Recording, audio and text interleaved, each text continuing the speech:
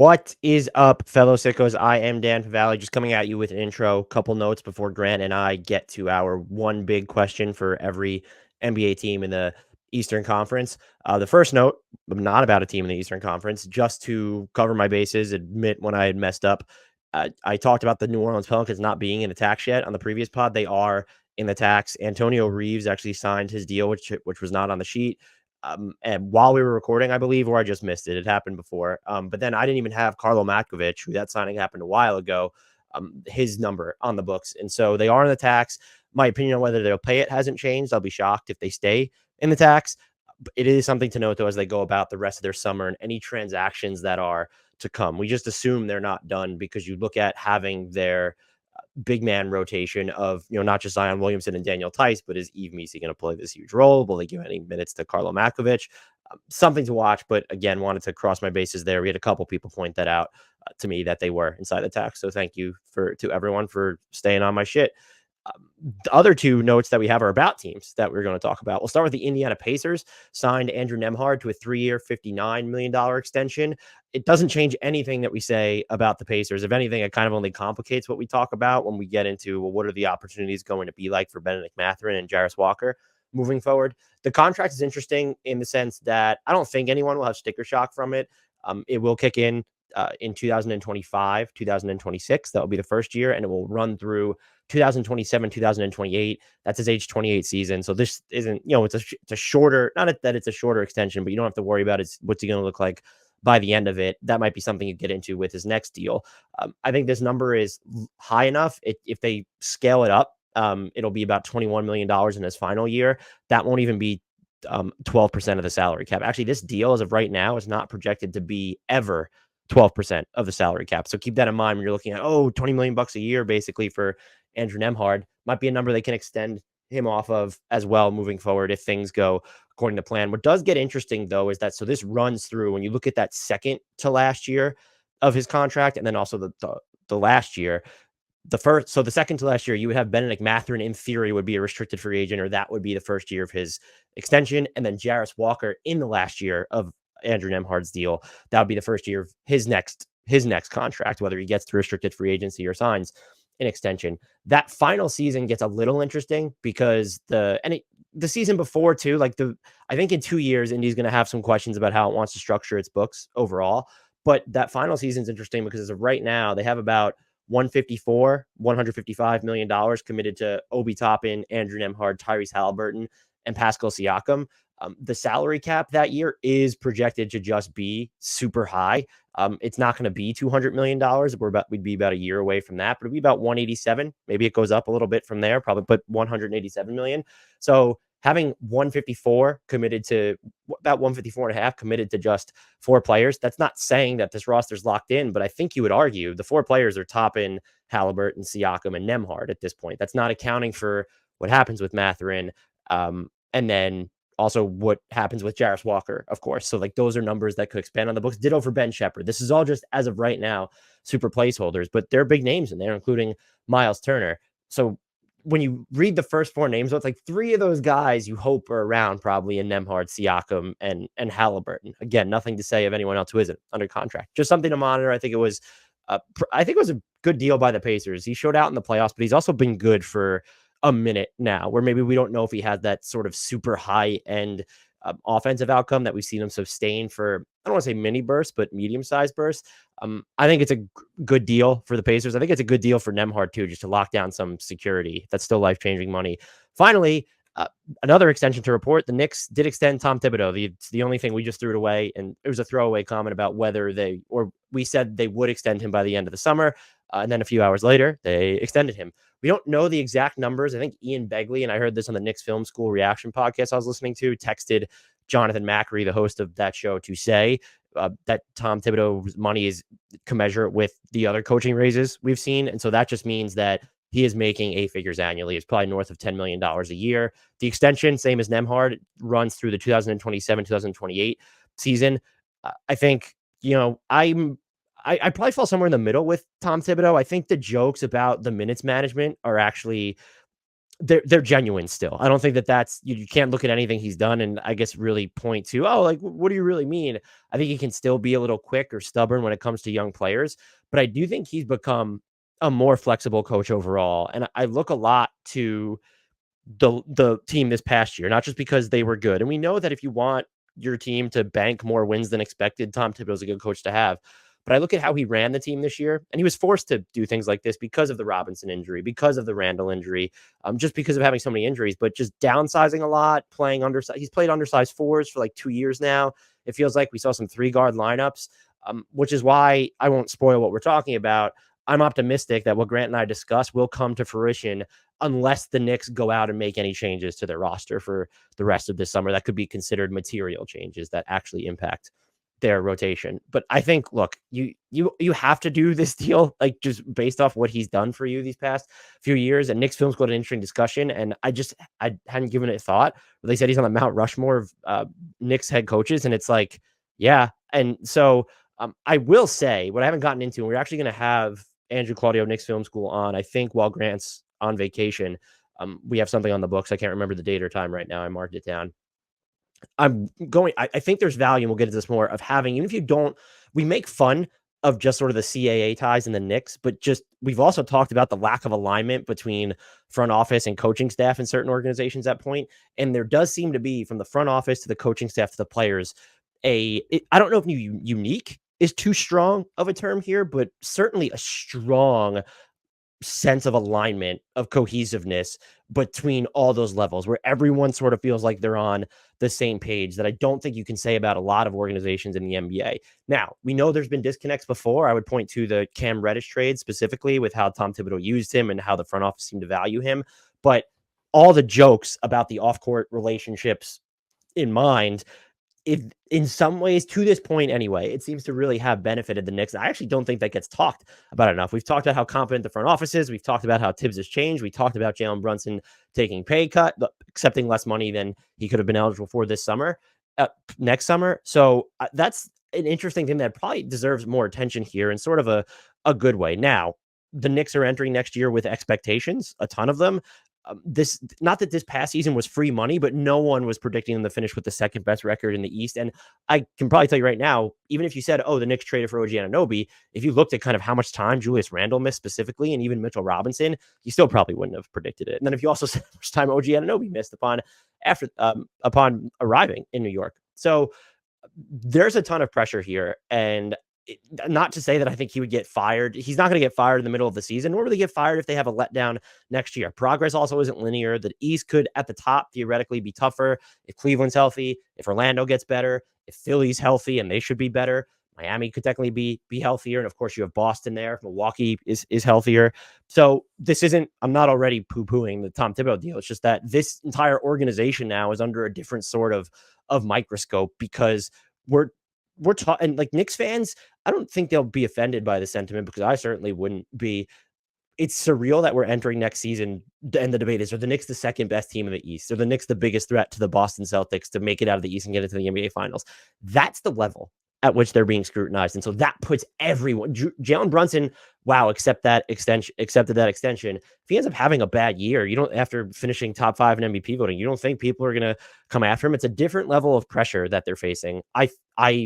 I'm very high on the team. I don't know that I've settled on them as my second best team in the East, but they are one of 2 or 3 teams in that conversation. That'll do it, though. So hopefully you enjoy this episode. Thank you for the support, as always. Let's get to mine and Grant's one big question for every NBA team in the Eastern Conference. What is up, fellow sickos? I am Dan Valley, coming at you with my certified fantabulous co-host, Mr. Grant Hughes, before he leaves for a much-deserved vacation. We will miss him around these parts, but we've already pre-recorded some content for you, and I'll have, I think, a few guests lined up. Very quickly, before we get started, we're doing questions we still have for every single NBA team in the Eastern Conference. Go check out the Western Conference podcast that we put out on Wednesday. That's already up. That was almost 2 hours long, I believe. So this one, I believe, will be significantly quicker, but we'll see. And very quickly, before we get started, the Sicko Collection by HardwoodKnocks has officially dropped. You can find the links on YouTube, in the podcast and YouTube descriptions. Please continue to support the show going that route and pick up some really cool merch. I have it, and they all fit very nicely. They've held up in the wash. I would say maybe go up a size on the crew. What do they call those, Grant? That they're sweatshirts without hoodies? Are those crew necks? No, nobody knows. Okay, No. so the ones that nobody knows, the sweatshirts without hoods. I would recommend maybe sizing up if you like a baggier look, but all the stuff, I was happy. Grant and I were happy with the way the designs came out. So again, go check out that merch drop and send us a screenshot or email of it. All the links that you need, Discord, they're in the podcast and YouTube description, our social handles, and I will email you some Hardwood Knocks, custom made magnets that are not for sale. Only Grant and I have them. That's exclusive. So you hold on to that. Those will be worth something someday. Mr. Hughes, how are you doing since we last spoke 30 seconds ago? I'm doing really well. Well, since we last spoke 30 seconds ago for over 2 hours, including off mic and on mic. So not a lot has changed. I got a new water bottle that I'm drinking from, so I'm excited about that because I ran out of coffee in my cup. That's pretty much it. Bert didn't consume anything that wasn't made to be eaten? Who can say? He was out of my sight for a full 2 hours. Like he might have eaten, I don't know, like a shovel. Like I don't know what he could get his hands on. Like a television potentially. Is the what was it? Your son's tablet? Is that the weirdest thing that he's eaten so far? Is there something that's weirdest? I would just. It's kind of like the bottom of the ocean. Like nobody's really sure what's going on down there. It's like, whatever the weirdest thing is, like I just don't know because he did it without me realizing. Yeah, he ate a good portion of a smartwatch. To the best of my knowledge, did not make it to the batteries. But I am a conscientious and attentive pet owner. It's just that we only recently learned he could get up onto the counter with he's got great length. That's the scouting report is just short legs, but great length, long spine. Can get up into areas he shouldn't be able to reach. And so iron stomach, maybe. Let's hope so. He's not feeling great today. So this could be a very dark podcast if things take a turn. Let's hope that's not what it is. No, but he has survived a great deal of consumption of things that should not be consumed. So I believe in him. I think he's going to be okay, but he's not, if he is capable of regret, he is regretting because he also ate a rock yesterday. So he washed down the portion of the smartwatch with a rock. So, that's the rocks make me nervous because Cosmo, our puppy, has started picking those up and he's not trying to eat them, but he's just sprinting with them and they drop out of his mouth willy-nilly. It's like, well, that could literally just go the other direction. Sure. Yeah. Well, and he's got to work up to actually eating it. The scatter report on Bird is durability through the roof, questionable decision-making though. So he's not necessarily a max contract, no brainer just yet. It's not close. He is a low floor, high ceiling prospect at this point. We just don't know. It's too soon to say. So we will go alphabetically again with the Atlanta Hawks. Grant and I have questions to choose from. It'll be dealer's choice when they're posing it to the other person. I said we go alphabetically. Just the way we're doing this is they're going to vary from micro to macro questions. It's really just dependent on team situation and more so our feel for where they're headed at this point in the offseason. But it's kind of most, we believe, of the offseason craziness is wound down. I mean, Tyus Jones is still inside, and that's pretty bizarre. But the Larry Marketing stuff is going on. That should not impact any team in this conference. Sorry, Miami Heat fans, but I don't think you're going to be involved in that one. Grant, are you ready for me to pose a question to you about the Atlanta Hawks? I am prepared. Great. So I want to be the nerd and say, will Jalen Johnson get an extension? But I have to go national NBA podcast cliche and say, so what is this team's end game heading into next season? So the best I can say is kind of like a for now answer, which is to say that like they did trade DeJounte Murray. They are now reoriented around Trae Young as the primary ball handler. Getting Dyson Daniels back makes a lot of sense for the roster now, but is also kind of which is why this question is legit, is like, well, but he's also really young and we don't know, like, is he going to be more helpful in the next 2 years or like in years 3 through 5, assuming they keep him around? I think what I'd say is this team's direction is they are trying to win as many games as they can for now. And they're going to see what this looks like up to the trade deadline. But if we get to February or even before that, if things are going poorly in like December, the Trae Young trade chatter is just going to ratchet back up. And we'll be looking at a team that suddenly is a huge candidate to rebuild. So it's like, I don't feel there's a stable direction at the moment. It's more like, here's what we're trying. we're more than willing to pivot out of this if it doesn't work out well. Because Trae Young is like, I thought Trae Young would be the guy to move. He wasn't. I still think they'll revisit that if this look just doesn't work. Don't you? Do you think this is what they're going with for 5 years? No one has, this is not, I mean, it's directed at you, but it's directed at everyone. No one has convinced me that trading Trae Young makes sense, especially with DeJounte Murray already gone. If you're not getting back your own draft picks from the San Antonio Spurs, you have to sell me on this idea that you could say bite, just tough it out and those picks are gone, deal with it. It's your next 3 drafts. If they make that call, I don't see that being this season. Can I give you my reasons why I won't leave it alone? Yeah, I can't wait to tell you why you're wrong. Because you're right. Like, it's just, it is like a hard sell if you don't really, it's like why Brooklyn did what it did, like with the Houston trade. It's a hard sell if you're not benefiting from tanking by potentially drafting number 1 or whatever, getting into the top 4.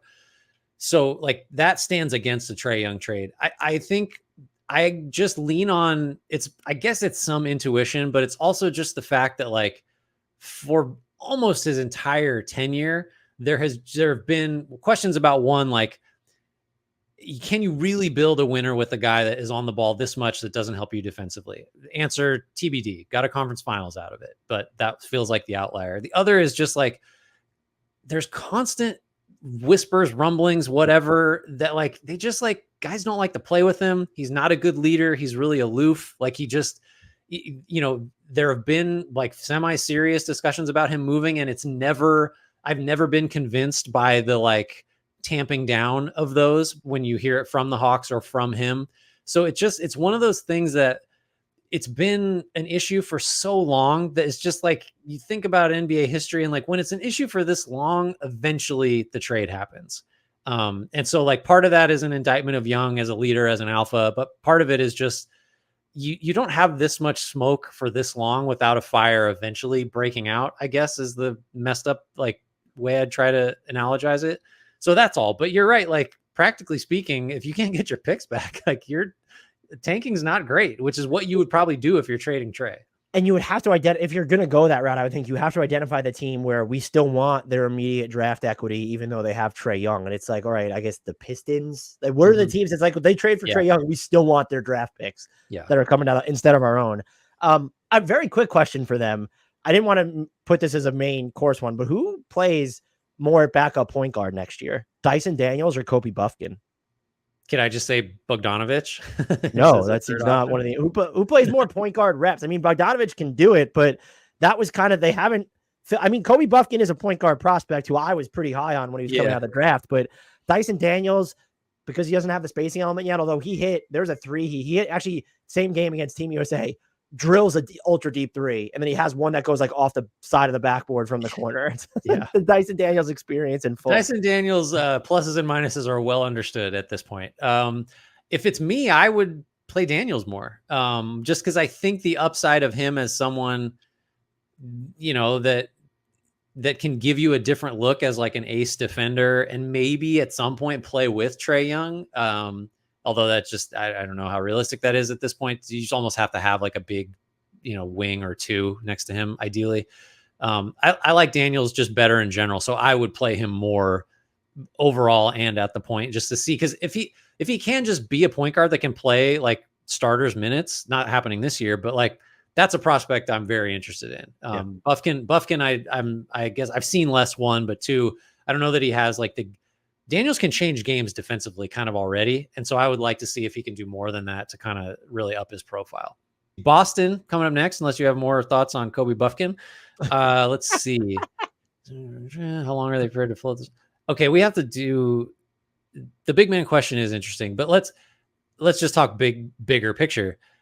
How long is Boston going to spend like this? Like to just loop in the Sam Hauser 4 for 45 extension, just adding money to, I want to say, maybe you have the number, but it's something like we're getting up to like 450 million, including payroll and tax, or even higher than that. Yeah, I won't pretend to have done this calculation myself. Bobby Marks has it, but after the Sam Hauser 4-year, $45 million extension in 25-26, their projected salary is $225 million, which means their projected tax penalty is $210 Yeah. million.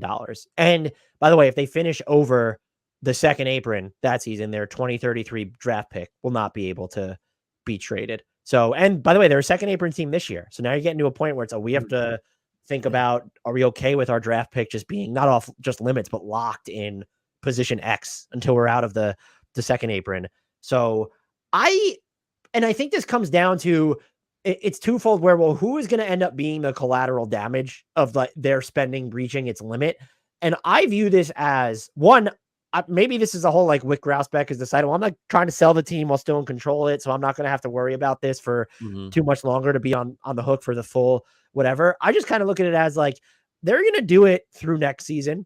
And then they're going to do it through 25, 26. And then, all right, Kristaps Porzingis is a free agent that year. And that's when we kind of just, we figure out if we're going to cut costs, or that's just the easy cost. Like, all right, his $30 million are coming off the books, and then we'll tinker from there. But I would think, and I think it changes if they win a title again this upcoming, which they should be favored, even with the Porzingis injury, I would argue. But I think as of right now, let's just say they don't win the title in 25. I would expect them to kind of float this exact core. And I'll say the exact core of White, Tatum, Brown, Holiday for at least 2 more seasons. So this coming one and 25, 26.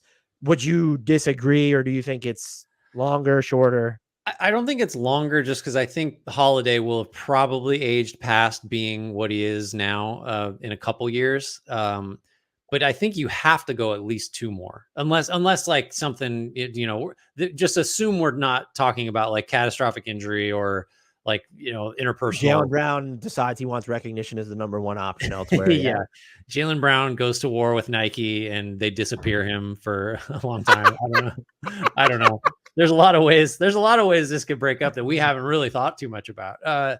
No, I think you have to do it for obviously this year, obviously the year after that. And then I don't know, then maybe you're reassessing, but like you're kind of already on the hook for the second apron penalties. Like that's, I think, explains the Hauser deal partially. It's like, one, it's a movable number. Like if we do need to trade, that's part of it. But it's also like, what the hell? Like, in for a penny, we might as well just pretend that these rules aren't there. We got a title. Let's get like 1 or 2 more, and then we'll just have to start over. I don't know. It's got a longer shelf life than you'd think for how the numbers you just said in terms of payroll and tax. And from my perspective, it's not, I mean, I know billionaire owners will think this way anyway. It's not about the money. It's about the limitations you might be subjecting yourself to.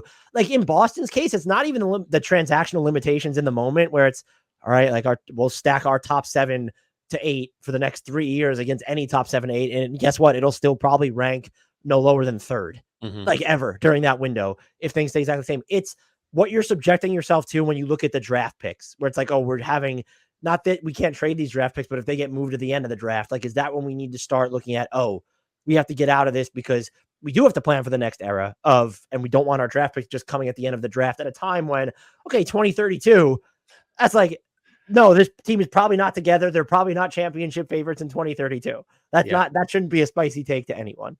Are they scouting like 5th graders right now for that draft? Is that look? But if you think about it, in 2032, that'll be Jason Tatum's age 19 season. So there still might be that window. I thought you were going to actually do the math. Say like it'll be his age 27, but I respect the commitment to Jason Tatum is 19 forever. You ready for Brooklyn? Yeah, hit me. I'm not going to hit you. I like you as a co-host, so I'm not going to choose violence. Let's see. Oh no, I did ask you the last one, so it is your turn. Deliver the question to me, please. Yeah, I want to ask all these questions, but I'm actually not going to ask that will Dorian Finney-Smith or Cam Johnson be traded this offseason. What, Grant, as of right now, what is this team's identity on the court? Oh, what is their identity? Well, I will say they are not going to be the top 5 defense. I kind of thought they might have been last year before the season. I do remember that take of mine. What kind of team? I mean, they don't have one. They don't. All these guys feel like short timers. Coached by Chauncey Billups, basically, is what it feels like. That's how the roster is built at the moment. I just like, okay, well, let's really try to simplify it. Is this a defense first team? I guess, you have Claxton, you have Finney-Smith, but you're also going to play Cam Thomas a lot, probably Cam Johnson, maybe Bogdanovich. Like, I don't think this is a defense first team. Maybe Claxton being there is like, well, we're going to switch and guard and be chaotic and whatever. Is it an offensive team? I guess maybe having Thomas and what is Dennis Schroeder running the team? Is that what we're doing? I, I don't. It doesn't have one. This is a team that is like very clearly a collection of players that are stopgaps, that are, not, there's no star. It's just, I don't know what the identity is.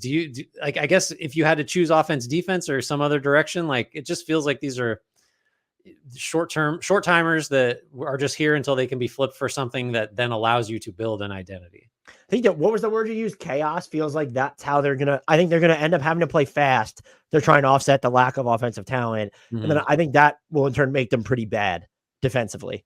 And that's what I don't know if that's their deliberate identity, but I feel like that's how they're going to end up playing. What do you think is more likely then, though? Because these might be that Cam Thomas gets an extension, or that two of Dennis Schroeder, or two or more of Dennis Schroeder, Nicholas Claxton, Cam Johnson, and Dorian Finney-Smith get traded by the deadline. The trade one. Like, if you're not trading Finney-Smith, or you're not trading Cam Johnson, Claxton, I guess you've paid him as if you intend to keep him, but that's also a movable number, I think, in my mind.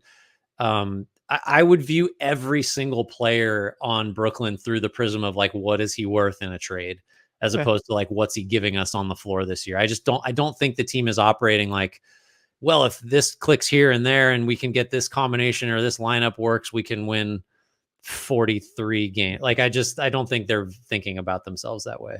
Is there any player on this team you're like excited to watch next year? It might be Dariq Whitehead for me if he's going to be healthy, him or Noah Clowney, but that's just like, and that's not an insult to Cam Thomas. It's just, I kind of feel like I have a hold of what he is and what he's going to be. And so those are the names I kind of identify. I mean, we haven't talked about Zaire Williams, which is, that's the type of play that Brooklyn should make, is go get a guy that might have absolutely zero, but also at one point was viewed as being like, this guy's going to start on the wing for a good team. I'm legally not allowed to talk about Zaire Williams anymore after thinking he could be like a Chris Middleton type. And now it's kind of, I still would hold out hope. I said this to someone on Twitter the other day. I was like, I feel like he could still be like the higher end of Otto Porter Jr. type, like a more slender Otto Porter Jr. Yeah. And I'm not allowed to talk about Zaire Williams. That's fair. I probably shouldn't be either, because he's coming up. What, that rookie year, he was in the rotation for a really good Grizzlies team. I think by default, my most exciting player is Claxton. He's the best player. And I'd like to see him. You know what? You're right. I want to see him run pick and rolls next season. Why not? Yeah. Like, try everything. See if he's more than just the defensive play.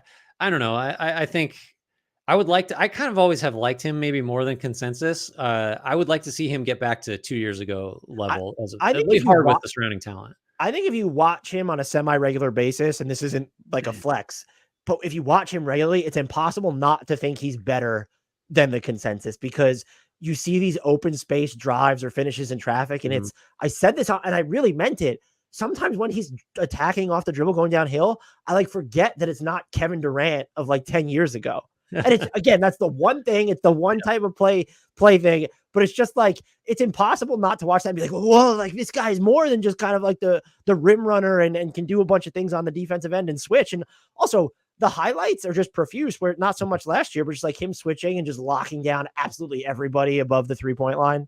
Yeah, no, I just think he's so clearly the best player on this team. Ben Simmons offseason workout videos looking good. Let's move on.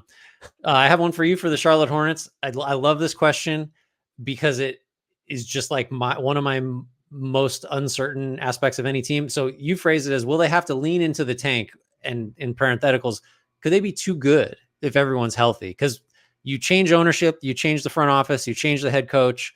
You've got Brandon Miller last year. You took a project in Salon this year. You're rebuilding, right? Except like, oh, by the way, there's like actual NBA talent spread all over this roster. So will they have to do this on purpose? Will they have to force themselves into losses, or are they going to get there on their own? Well, they've kind of already proven they're leaning into the tank by waiving Reggie Jackson, right? Like that was of course. But I mean, let's look at this projected 10-man rotation. So you have, I don't know if this will end up being the starting 5, but LaMelo Ball, Brandon Miller, Josh Green, Miles Bridges, and Mark Williams are your 5. And then I'm just going to pencil in TJ and Salon for actual minutes, just because they spent a pretty high draft pick on him. And I kind of like him. A lot of Hornets fans, I posted a clip of a Hornet segment I did, they just assume he's going to be incredible right out of the gate. And that's That's a choice if you want to. That's nice. That's great. So you have him, Salon, Cody Martin, who he hasn't been healthy for 2 seasons, but he's also not that far removed from being like the NBA's preeminent connector at both ends of the floor.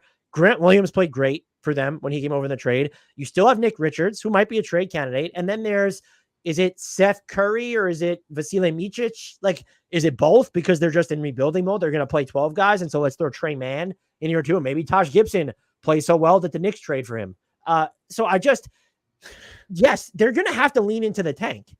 I think if LaMelo Ball is healthy, I will say, and that's the other thing is when I list off all those names, there's only one player, maybe it's Brandon Miller, so it's 2 that you remove from the equation and say, oh, they have no chance of being better than expected.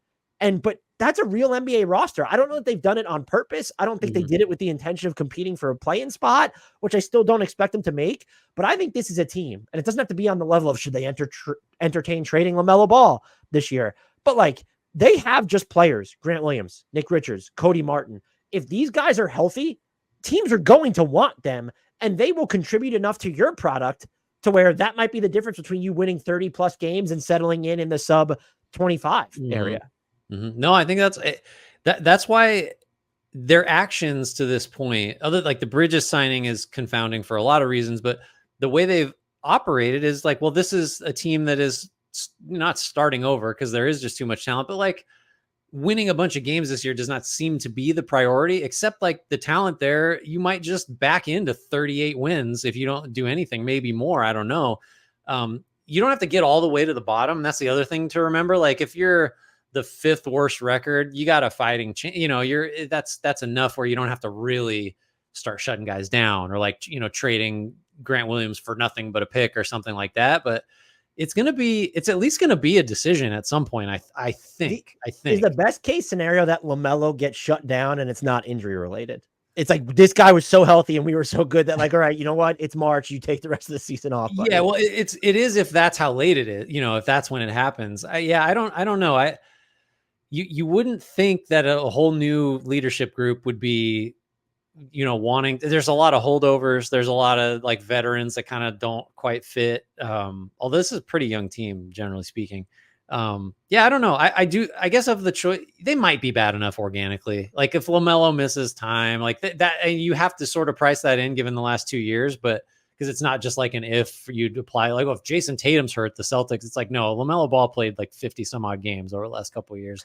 I think it's going to wind up being a situation where we see kind of last year where it's 2 to 3 of their top 8 guys end up getting dealt at the trade deadline. And maybe they're still kind of bad, but this ensures that they're bad enough. But like, I'm not talking about LaMelo or Brandon Miller, or even necessarily Mark Williams, but Miles Bridges certainly will be, I think will be a trade candidate if a team's willing to give up equity for him. And you have like Cody Martin, a Nick Richards, Grant Williams, guys who could be finishing touches for really good teams. I think we'll all end up being on some of them might get traded this offseason still. Possible. All right. That's Charlotte. Let's see. So I have Chicago for you. Chicago. Yeah. I think we have to go wholesale here. Grant, are they actually rebuilding? I think they're doing the best they can so far. The best they can. They have done some things that you would confuse for rebuilding, which is a huge step forward for them. I think also they've kind of done it wrong, like letting DeRozan get to free agency and all that stuff. So the arguments against them rebuilding are that Patrick Williams got that $90 million, 5 for 90. Is that what it was? Yeah. Man, got to get over the sticker shock stuff. That's actually not that bad going forward, but it is still surprising. I don't know who was paying him that.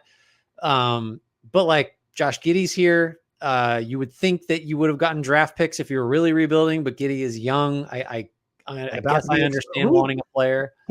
It's not wrong to say, and maybe the age is a big part of it, and perhaps Giddey just has an incredible year, but they gave up the player who is better in that deal and is also going to cost less moving forward after next season. Yeah. That's just a bad trade. Like I'm trying to defend it for him. How about this? I think their hands just may be tied on Levine and Vucevic. I just don't think anybody wants those guys. I think they would trade them if they had like a half decent offer for either of them. So I think they are actually rebuilding. It's just that like the process up to this point was so mismanaged that it's really hard to actually get a full rebuild going, if that makes sense. Now, I would agree with you. Do you trust the way that they've gone about entering this rebuild? And the answer should just be no, because if you wanted Josh Giddey as part of the Caruso trade, fine. As part, emphasis on part of the Caruso trade, not the entire fucking package. And then you like the DeRozan stuff. Oh, you couldn't see a scenario where you didn't want to bring him back coming. And so you should have traded him at the deadline or last summer. And instead you put yourself in a situation because you just had to. I don't have a problem with any of these deals on its face, but was Patrick Williams and or Jalen Smith worth putting yourself in a payroll situation that you could have ignored, but proximity to the tax to where you couldn't take back the best outgoing asset in the DeMar DeRozan sign and trade? No, the Spurs did that. And honestly, they got Harrison Barnes, which is probably the second best outgoing asset as part of the DeMar DeRozan trade. So, like, and those are past mistakes coming back to bite them. So on some level, you can't hold it against them. But the Caruso stuff specifically, I don't know.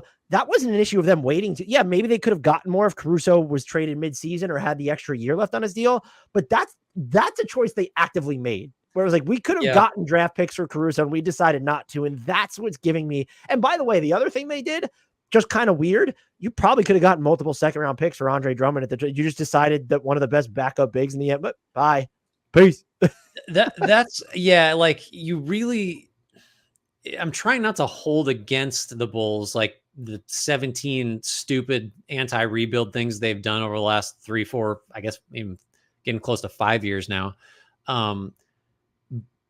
But like, even if you trim those off the ledger, you still have the Caruso return. You still have the very recent DeRozan. Just why did you like, this is just, we're just talking about the last trade deadline. Like, it's not like, you should have moved him 5 years ago. Like, you definitely could have got more if you'd moved him at the trade deadline. Caruso for sure. Like, so I still think they're trying to rebuild. I just think they're bad at it. Like they're doing it wrong. They're not doing it right. I hope it comes out that they were trying to trade Caruso for Josh Giddey at the trade deadline and Oklahoma City wouldn't do it. So they deliberately waited to trade Caruso until his deal was available to them. That would be the most I think, but it does seem like they're rebuilding, and that's the refreshing part of just, okay, they're not actively trying to aim for the bottom of the middle anymore. And that's, we have to see the rest of it play out. I am just worried though, that the way they've gone about this, when you go from Caruso and you're getting rid of DeRozan, so there's more touches to go around, but I would be worried that, especially if you feel committed to playing Zach LaVine, what does this do to just the strides that Kobe White and Ayo Dosunmu made last year when you're inserting two high usage backcourt players back into your rotation? Yeah, it's tough. Like I know we both love both of those guys. It's also still like Kobe White is still not at the level where you're like, well, we got to tailor everything to making sure he's maximized. It's just like, he's the best they got in terms of like a projectable young player who might continue getting better. It's still, there's still a lot of limbo happening here. If you're actually rebuilding, I would say, I don't even want to use the word correct, but if you're serious about rebuilding, aren't Ayo Dosunmu and Kobe White on the trade market right now? Their values are never going to be higher than they are right now as you start looking at their next contracts. Or am I wrong there? No. If you are really seriously rebuilding, everybody it should be available, because like you don't have there is no cornerstone here. Not as much as we like Kobe White, like he's not that guy. Mattis Bucelis, that pick looks like it's going to end up. Well, we've seen him. I like that pick.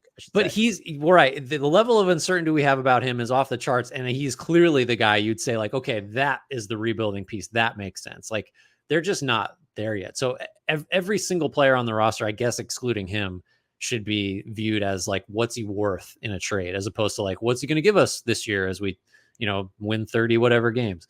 Let's move to Cleveland. So we got to talk about the core four, because man, we've had some conversations about them over the last year plus. I'm going to sort of truncate the question. Should we believe in Darius Garland, Donovan Mitchell, Evan Mobley, Jared Allen figuring it out? I'm going to say yes. And a lot of this this is what I can't wrap my head around. Their first year together, the Cavs have a 122 offensive rating, basically, when you have Garland, Mitchell, and Mobley playing in lineups beside Jared Allen. And so that's just a massive difference from what we saw last year when they didn't really play a ton together because of injuries. And we saw that offensive rating ended up dipping. And the fact that they fared, actually, so they were 122 when Jared Allen was off the court. I apologize, last year. And that's something that becomes difficult. But when you start gaming it with, well, if Jared Allen is the sole big, I think that my point being, I feel like we've leaned too far into thinking that this can't work because of what happened last year, where there was a ton of stop and start availability from all of their core four. I mean, Jared Allen held out as long as he could, but then he ends up being banged up by the end of the playoffs. And so, and he's the one that gets criticized for being soft and not fighting through injuries. Right. And so their offensive rating with him, by the way, but all four of these guys in their first season together, 121. So I was off by a point with that. That I understand it fell apart in the playoffs, but like Mobley's not the same player he was. He's taken above the break threes now. Small volume, took him, hit them towards the end of the regular season. Can he up that volume, become more reliable there, continue to adjust against physicality? Do I think this is a perfectly complementary big four? I would say no, because in the end, it does feel like every single one of them has to make material concessions or adjustments to how they would play. Maybe not so much Donovan Mitchell because he's just central to everything, but I'm going to choose to believe in them. And they haven't done anything this offseason, by the way, that would make, they haven't added a new player. Like there's just, aside from the draft, obviously, like Isaac Okoro is still floating around out there as we record this. I still just believe that the floor spacing, because of where Mobley was at in year one, and you didn't have Max Strus, it was just worse in year one. And yet you had 121 offensive rating with those four on the court. And there's other noise. It's what do you look like defensively when Evan Mobley is the lone big? There's always the rebounding with this team is just so weird. Like during their dual big minutes, still, I can't, the talent we talked about, this might've been on the previous podcast. It was with DeRozan and the Kings. If we're going to trust him, Sabonis, Monk, and Fox to figure it out, why are we not trusting these four to figure it out? Right. Because as weird as it is, the complementary skills are way more like there for this Cavs group than they are for the Kings. I think the way it kind of breaks down is like, what if Darius Garland just doesn't have a terrible year last year? Like, what if he doesn't get hit in the face 36 times by like November? Yeah. What's his per 36-minute rate of getting? Oh, it's off the charts. 100%, 100th percentile. Like more, does he get hit in the face more per 36 minutes, or does Evan Mobley take more threes per 36 minutes? Oh, that's a great, mark that one down for like, we revisit it after the year, see how close it is. But right. Like if Garland is just, his 2 years ago self, and Mobley makes the strides he made last year, like, I don't know what the conversation is right now, because maybe the Cavs were awesome. It really, I do, we've all belabored the like, well, it's two small guards and it's two non-spacing bigs. Well, maybe Mobley is spacing now. And like, what if Garland he's not going to help you defensively? He's too small, but like, what if he has his, all-star level season? Like, I agree. I don't know if we like should believe this is definitely going to work, but for sure, like they need a chance. They need another full year. You don't break this up. You still got to find that fifth guy, like for the third year in a row, I guess. Oh, I found him.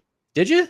It's Dorian Finney-Smith. This is the Dorian Finney-Smith team. Like you have the wiggle room to where you can still aggregate salaries, and it's like, just get there and don't let the hang up be like, oh, do we really want to give up Jalen Tyson for? Yes, you do. Like Jalen Tyson plus salary, maybe some seconds are included. That just feels like I know everyone has Philly circled for the middle of the year. This is the Dorian Finney-Smith team for me. He works whether you're playing two bigs or whether you're playing one big. I think that's the answer.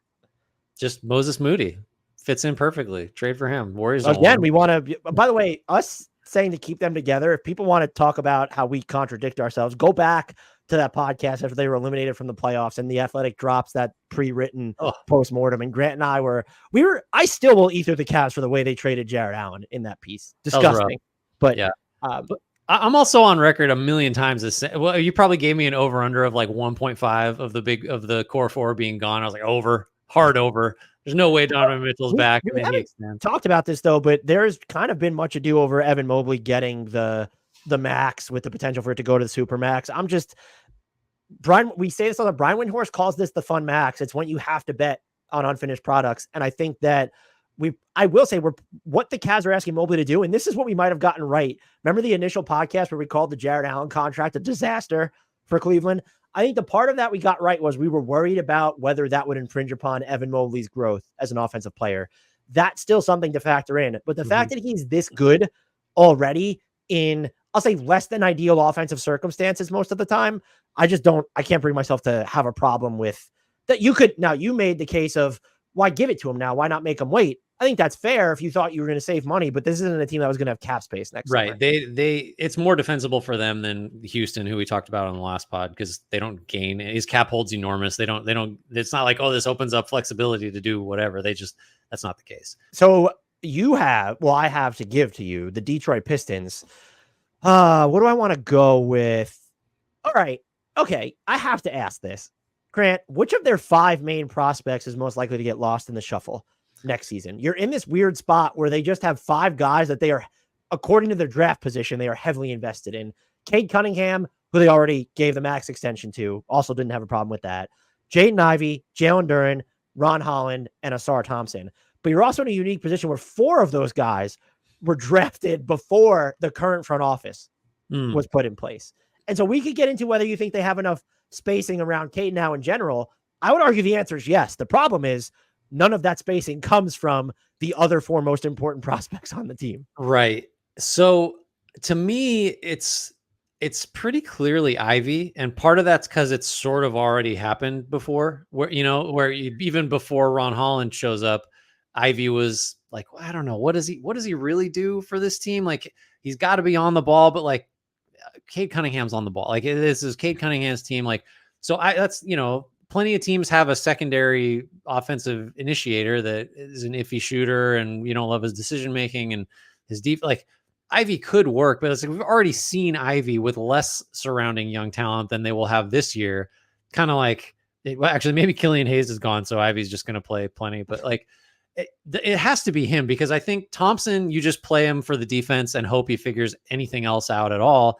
Holland, I think you just would have to view his ceiling as higher than Ivy based on Ivy's first couple of years.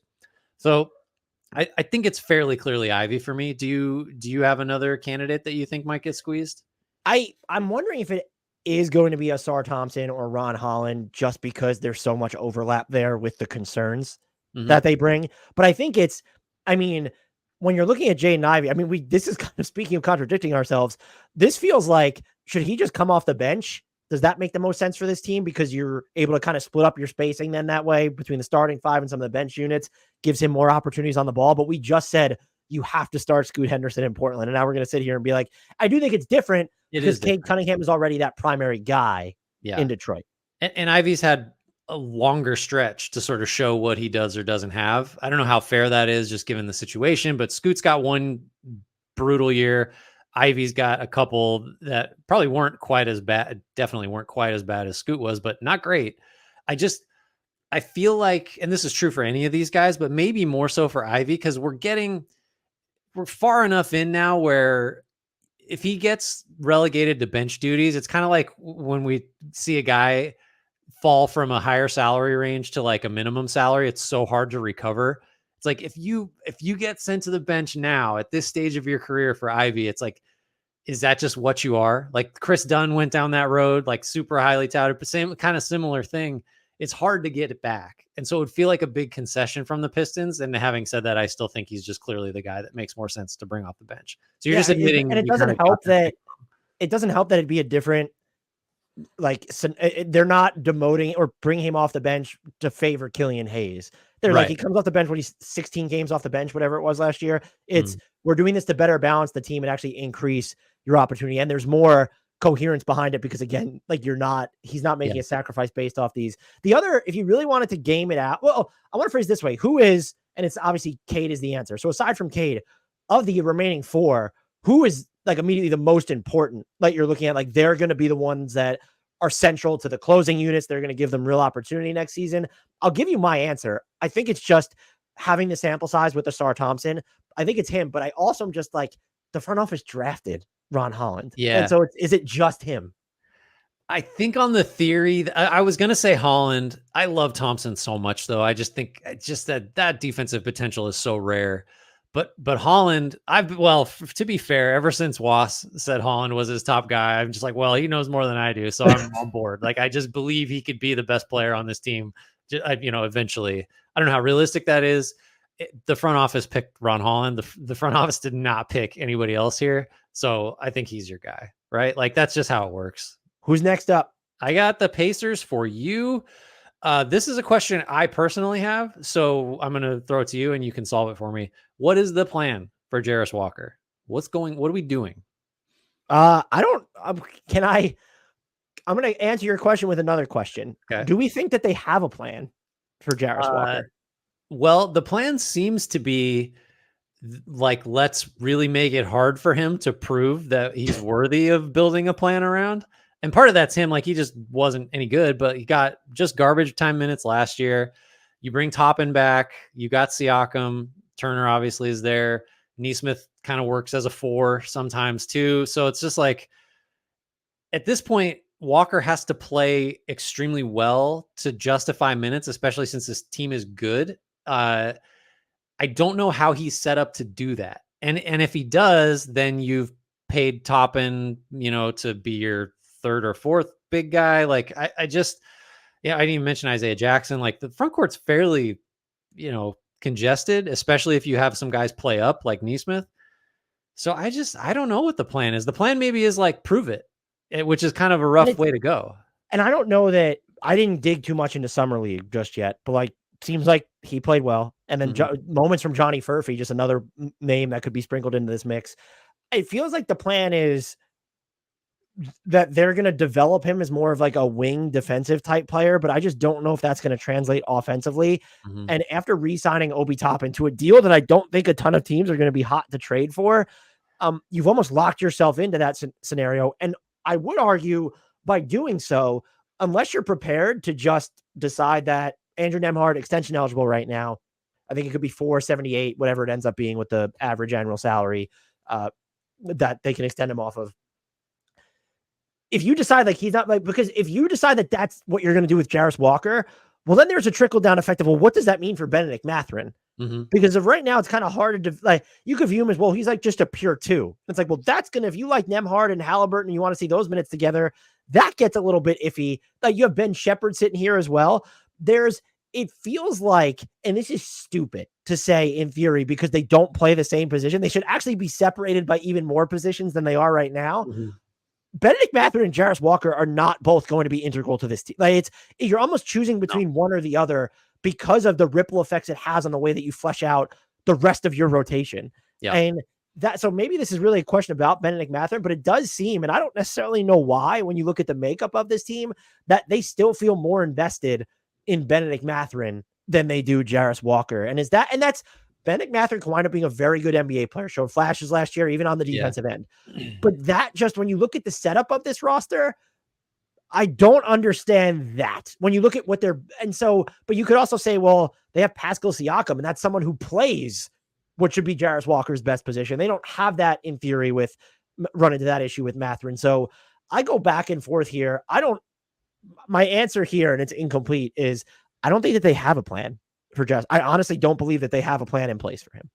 Yeah, I think it's dangerous to operate that way. I do think there is some merit to just sort of letting who deserves to play sort itself out.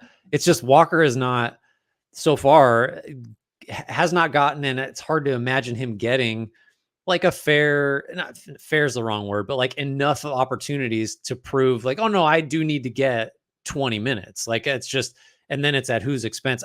I like the idea of letting it be a little bit of a meritocracy, but if that's how it goes, like he's just behind, right? Like he's not as good as Siakam. Like even at this stage, Toppin gives you more. And then Nesmith, I think, is probably just an objectively better player, even if he's out of position over Walker. So like, I don't know what the plan is either. It would be nice if Walker was showing enough sustained flashes to where it like, well, we just got to find a way to play him, but that really hasn't happened yet. What is the cleanest pathway to getting him regular playing time? Is it deciding to go more Siakam at the 5, or is it like, can you get away with a Toppin and Walker front court? And at that point, Siakam and Turner, or can you play Siakam with Obi Toppin and Jarris Walker front court in higher volume? I don't understand, because the cleanest path to me in a vacuum would be you give Siakam at 5 minutes and then you're playing Jarris Walker, but then it's kind of like, well, what was the point of keeping Obi Toppin? That was exactly my question. Like the Toppin contract is so interesting because like he did help.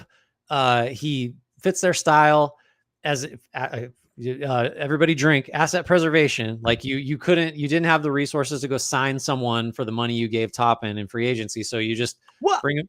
Well, maybe Okay. you could have, but like, Would you have preferred? It's not a perfect analog. Would you have preferred to use, because they could, but we know they're not going to be this tax team. right? Would you prefer to use the non-taxpayer mid-level on an outside player? Maybe it's a Derek Jones, maybe it's a Najee Marshall. Just what the names are out there, or gone this route and preserved the asset.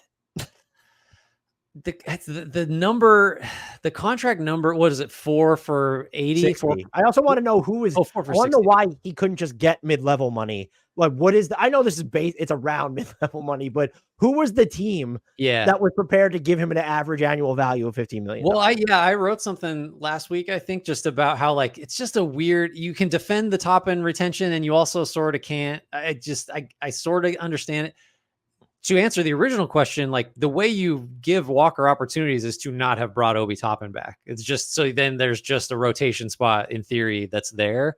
But if you're talking about who's actually here, the only way is to have guys that are fours like Siakam or even Toppin at center that would not work. But like you just got to move guys up, and then you're taking Turner off the floor. I don't love that. Like you're minimizing Isaiah Jackson's minutes. I kind of like Isaiah Jackson as a second unit center. So it is a little bit of a positional glut. Isn't maybe the simplest solution. Like they're just going to trade Walker and or Matherin for guys that help them now because they're good now on the wing. Yeah, I don't know who that. It's interesting because they're still so, and I think in Walker specifically probably still has the mystique of you're not going to trade Jarris Walker for a Dorian Finney-Smith. They're not going to be involved in a deal, and so you have to aim higher end, also fit that into your salary structure. And you're not going to give up any. I wouldn't think they're going to be prepared to give up more draft picks at this point, just after going. They didn't give up a ton of good draft picks for Siakam, but they gave up draft picks. And so it's just not the Pacers' MO to continue doubling down. This is all to say, I think the Pacers wind up being better this season than they were last season. The Walker and Matherin of it all is fascinating to me. Yeah. Little log jammy at a couple positions. Is it my turn for you? Do I ask you a question? All right. So we're on the Miami Heat. Oh, wait. No, because it's my turn to give you the Miami Heat. I apologize. Okay. Well, it seems like you had a question in mind, but I'm assuming it was the Jimmy Butler one. Or did I guess wrong? I hadn't formed a thought, so you're still free to ask whatever you want. Well, I guess because isn't the question is what's their pathway to being a lot better than they were last season? And that's after losing Caleb Martin. Is it just Tyler Hero and Jimmy Butler are healthier, and Terry Rozier goes through a training camp and is healthier? So that almost feels like that is the pathway to them being better than last season, right? And so you get growth from Jaime Jaquez. Hopefully Jovic will be healthy. He's dealing with that injury that's keeping him out of the Olympics. And so I'm asking you, does the absence of a Jimmy Butler extension matter in the grand scheme? In terms of like how they get better? Okay, yeah, all right. Does it matter? I mean, what's the case that it does? I guess I don't think so, because like, is there a chance it matters to the extent of Jimmy Butler plays just like a wild motherfucker to like try and earn that contract? Right. Well, there's that, or there's Minnesota Jimmy reemerges and he's pissed off all the time, and but it doesn't seem like it's going that way. I like the take that like we're going to get a motivated Jimmy Butler that does not just sit in third gear for the full regular season. That would be nice. Can he physically do that at this stage of his career? I don't know. I'm interested to see him try. I guess it doesn't matter, because like, why what would be better if they had given Butler that extension? Just then you're just satisfied. So it wouldn't be so short that it's just like, okay, you're tacking on an extra guaranteed year specifically to it. There's just clarity in that. Yeah. And now it's okay. Contract year Jimmy Butler might be a boon for your team, but is this also someone who, if he doesn't agitate for out, but you're also not necessarily willing to pay him his max should he opt out, do you lose him for nothing? Because there will be teams with the cap space that, look, people talk themselves into Paul George. I know that Jimmy Butler at that point, when he's going into free agency, he'll be entering his age 36 season. So it's a little different, but I think that there would be clarification of, all right, well, we don't have to deal with this Jimmy Butler issue. And I understand why they didn't do it. I'm not saying they should have, but it is just like, it feels like an unnecessary wrinkle for a team that already has so many question marks. I would argue more so still at the offensive end. And then just of everyone continues to mention them as well. Like when there's a star available or a really good player, they'll be involved. But aside from just like having called and being rejected, what is their involvement level going to be? We mentioned Larry Markkinen when we were talking about Utah on the other podcast. When you look at the number of picks they could trade, unless you start including Jaime Jaquez in trade packages, you're not going to be in a position, I would argue, that your offers are even going to be on par with what other teams are offering, let alone beat them. Right. I mean, Hero staying healthy and playing really well might change it, because there was a time where it's like, oh, Hero's a trade asset, and that time has passed. So like, yeah, they don't really have a lot of guys that you look at as, oh, these are some clear teams. Every team covets this guy. Like they don't really have, I guess Jaquez probably comes closest to that, but yeah, he would. I would think he would be. I think he would be there. They might be, well, he's a little older for someone going into his sophomore year or whatever. Yeah. I mean, this might have been the better question. When you look at this roster now, what is to your estimation, their biggest need? Because I think there's like 5 or 6 that you right. Yeah. It's nice. Like you're going to start trying to vamp to like figure out. I mean, historically, I don't know why this would be any different, but it's just like, can they score enough? It's just, and maybe that's alleviated by Hero compromising the defense. Right. They've always had that where it's like, you could get offensive lineups out there if you play Kevin Love and Tyler Hero and Duncan Robinson or whatever, but you're just going to they don't have enough two-way guys, but that's true for everybody. I just would fixate on when the Heat have been out of balance, like for their overall, like full season offensive and defensive ratings, it typically tends to be like, they're not scoring enough. And then they get to the playoffs and Jimmy Butler handles that when he's right, and it's all okay. But if you're just talking about the regular season, like where is the consistent rotation or lineup that's getting you to 8th in offense or whatever to make your top 10 defense, actually count for something? I don't see it. Maybe Hero takes a leap. I don't know. Well, there's no case to have who is the third most important player on this team next season? It's him, and there's not really competition, right? Like you would have to make the case, why is it Jaquez or Jovic or Rozier? Why is it them over Hero? And it's almost like that weird Julius Randle disconnect where he's more valuable to the Knicks than probably any other team in the NBA. And I feel like Hero's kind of people made fun of the Heat for the way that they valued Hero, but you look at the structure of their team and I get it. Mm-hmm. Yeah, no, I think that's right. Mark that down. Like every team's guy that is way more valuable to them than he is to anybody else. You told me, I don't know you told me to mark that down, and I just hit the timestamp button. I have no idea what that's going to accomplish. Like a knee-jerk reaction by you. It's like, mark it. I got to mark it. You said mark it, and I hit the button that will make a timestamp for me. I got the Bucks for you. One to choose from here, and we got to talk about it. How concerning is Chris Middleton's not 1 but 2, got the 2-for-1 special on his on ankle surgeries? And relatedly, do they have enough shot creation if he's going to miss time? Which it's like, even if he fully recovers at this point, based on his recent track record, you got to assume he's going to at least have minutes limits, as opposed to even if he doesn't miss games. As a fan of using promotional codes, I fave him going the buy one, get one route on his ankle surgery. And I think that shows a level of decision-making and IQ that basically guarantees the Bucks a title. Veteran move. Veteran savvy. So yeah, it's concerning. And to think like, do they have enough shot creation? I think you have to look at it from the outside in level where it's okay. Giannis still has that gear to hit where just purely downhill and erases everybody from existence. But in terms of a more methodical shot creator, there is Damian Lillard. There's Chris Middleton. And that's it. And so if you don't have Middleton, and I think what's really concerning is there's been this trend of he gets hurt, the ramp up is slow, and he really like maxes out in time for them to get bounced in the first round of the playoffs. It's just how this unfolds. And they've always had injuries as the caveats there. I think it's good that hopefully this is happening early enough in the offseason that, okay, by Christmas, if he's able to piece together some consistent playing time, and also is your level of dependence on him in general, defensively, lower this season because you've added DeLon Wright, even just having Gary Trent Jr., having Taurean Prince there, who is not as good as Dalton Connect, as we all know, but you still have Taurean Prince there. Anyone who listened to the Western Conference pod will get that reference. Shout out to you. But it's concerning because like you don't have, the Bucks had a really great offseason. They have no tools. They end up with 3 guys who will be a part of their rotation. Do you think any of the youngsters, like, will Andre Jackson kind of crack I don't know. Like, that'd be someone that I'd be interested in seeing more of this year, but we know how Doc Rivers is generally with young guys, and that includes a Marjon Beauchamp. Is there a move that they can actually make to where it's Pat Connaughton plus second round stuff for something? Or do you look at moving Bobby Portis when you know Brook Lopez is old and speeding towards free agency?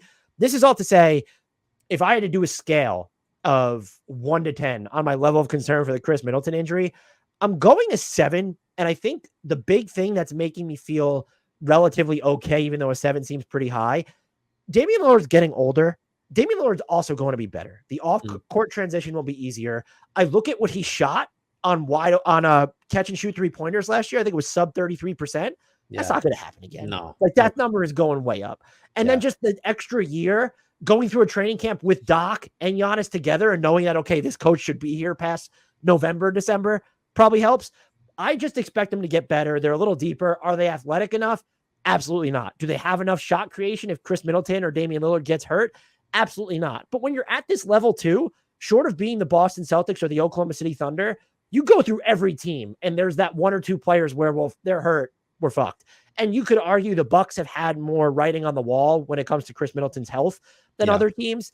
I still think the alternative was what? Right. No, I was just looking through there. I kind of love their top 8. I mean, even top 9, if you think Prince can give you anything. It's just so fragile. I think that's where the trepidation comes in, is like, can Lopez really keep doing this? Middleton's already having issues. Dame is getting up there. Giannis maybe is getting to the phase of his career where he's going to miss a chunk every year. But just like having Wright and Connaughton and Portis as, 6, 7, 8, maybe, like that's a real rotation. Like, Right. Not a revelation, but like they're so, it makes it hard to evaluate them like fairly with respect to injuries, because you don't want to just say, well, this team's great if healthy, but it's like, it's not the same for them, just because they do feel, extremely vulnerable at a lot of key positions. And then if you have to like tweak the rotation to have your 9th, 10th guys playing more, the drop off is like real big. And that becomes a big problem. And by the way, the thing I can't, unless you think that they're all going to be worse, they dealt with an imperfect circumstances last year. The Bucks were a plus 16.3 per 100 when Middleton, Dame, and Giannis played together last season. A differential that actually improved when Brook Lopez was off the court. And so there's a level of concern, but this team, we talked about the Grizzlies kind of being the forgotten team in the West. This feels like the forgotten powerhouse in the Eastern Conference. And there are just as many red flags or concerns, but I still feel pretty confident.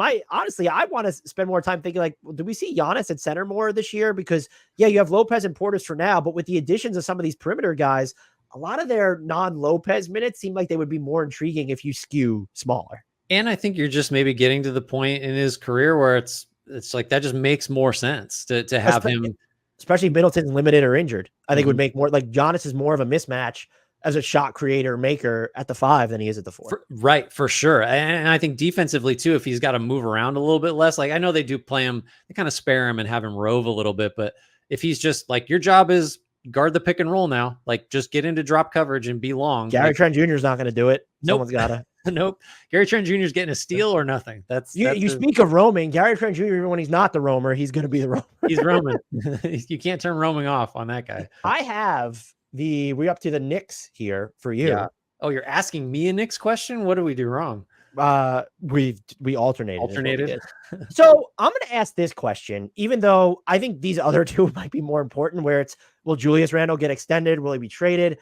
Can they acquire another big after losing Isaiah Hartenstein? I'm going to ask you this question, though. Will head coach Tom Thibodeau, who will probably be extended by the end of this offseason, lean on Julius Randle at the 5 now that they have OG? And by that, I mean it's during the non-Mitchell Robinson minutes rather than going to a Jericho Sims.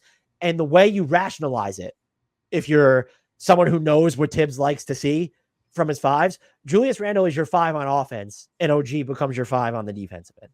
I was just going to say, like, well, I think it's more likely that OG is actually going to see center minutes. No, but that ducks the question. Is he really, God, it's so antithetical to what he wants to do, right? Like Thibodeau wants a big, he wants like a rim protecting, rebounding, just a big, like that's what he prefers, right? Like I just, it would be a huge departure. But looking at the roster, if it's me, I see Jericho Sims, and then I have that as option A, I guess, or Randall and OG like tag teaming center on either end. Like, I think you got to go with those two. I don't think Jericho Sims is giving you enough.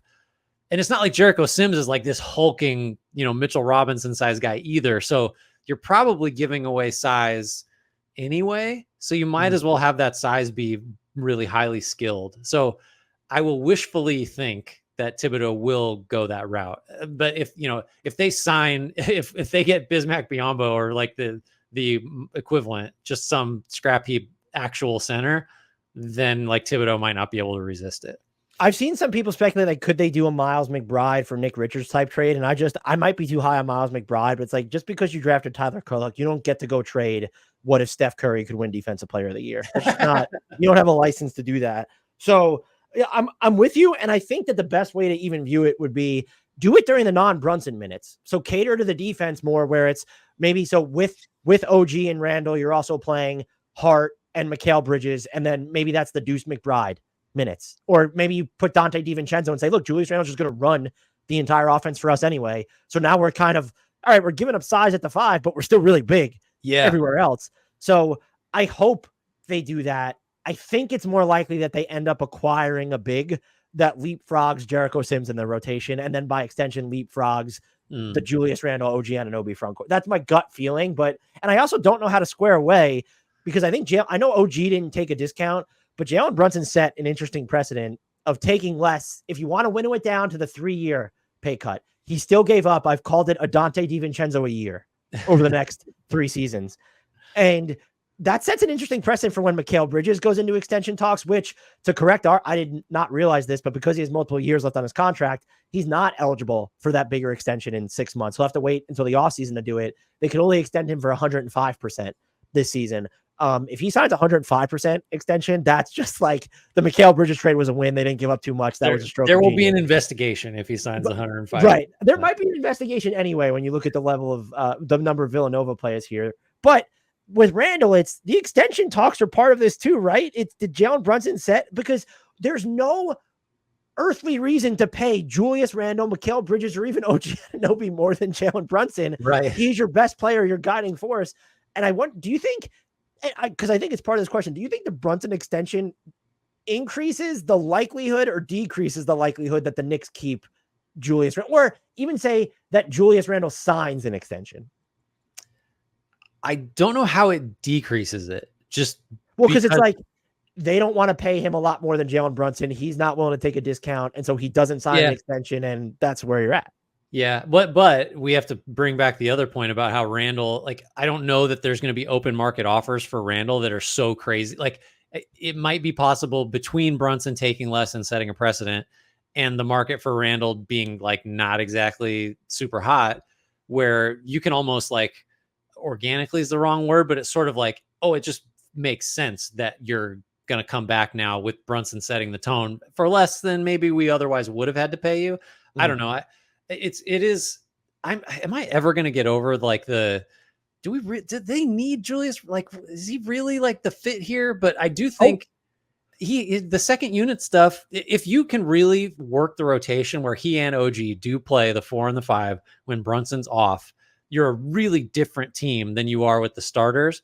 But like, man, that could work. That just space it all out. And like, he really could be like, he could thrive in that role. I just don't know how much Randall belongs in their best lineups. We're getting too far afield. I would counter that by saying, I think he matters today more than he did at the end of last season. Just because of this shot creation, just another guy that can do it. They decided to go after, and that's fine. They decided to go after a player who's a very good fit, but that does not elevate their ceiling on what was their biggest need, which was we need a better second best shot generator or fit there, because Julius Randle still might be an imperfect fit. Julius Randle is still the second best shot creator on this team, and you have no realistic avenues to me to go out and get someone who's going to be more valuable in that area. And there's also, look, you mentioned their best lineups. If there are any other, and this isn't a criticism of Tibbs, who's done a fantastic job in New York, if it were basically any other coach in there, I would argue that Julius Randle and OG as their front court their most important lineup with Brunson, Bridges, and then Harder DiVincenzo. I would argue that should end up being their most important. I like Mitchell Robinson, but the injury stuff, the offensive limitations outside of offensive rebounding is a big deal to me. But because it's Tibbs, I don't know that you make that case.